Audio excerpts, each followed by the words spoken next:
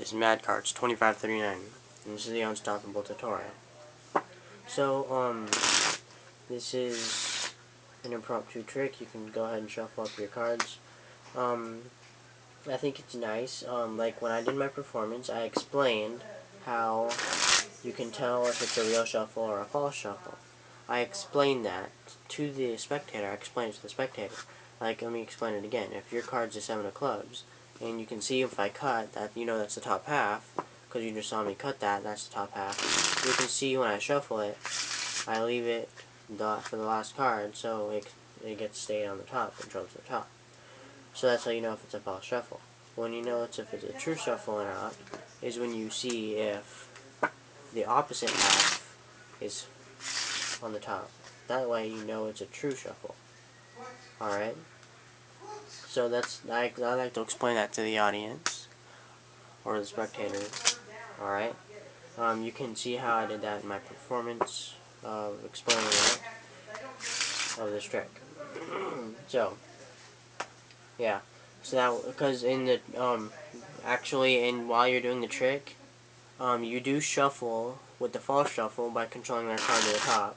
And you also do another shuffle, which, the opposite half's on top, so it fools them. Like, it looks like their card's being controlled to the top, and then you shuffle it again, and, you have the opposite half on top. It's just confusing to them. It might not be confusing to you because you're smart with card tricks, probably. But, the audience doesn't know that much about cards, so they're going to probably get confused. So, yeah. The trick's impromptu. Have a spectator pick out any card they want. They'll have it memorized. Alright? Then what you do is you control it to the top.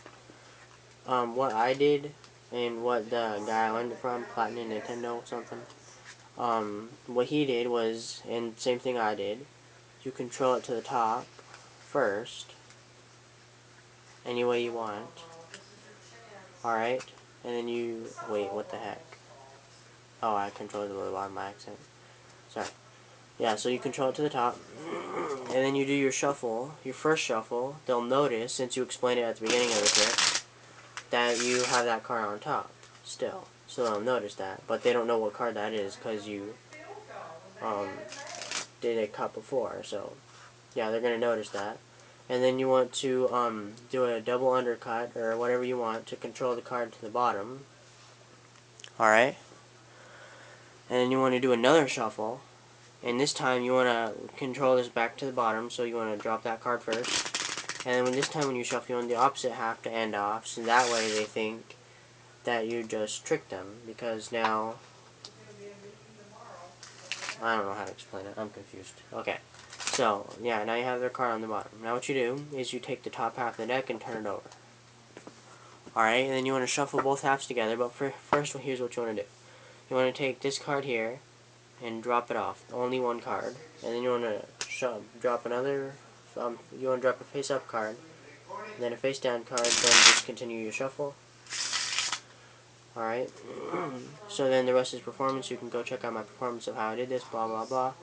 When you come down here to the bottom, the last two cards, the last card should be face down, their selection, and the one above that. You want to remember that card above that.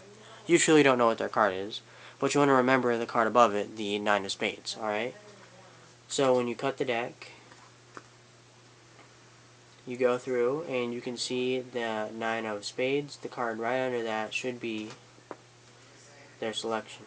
And you can't get away clean because, of course, you have a big mess here that you have to fix up later. So that's what I don't like about this trick, because I don't like fixing a deck if it's face up and face down. Just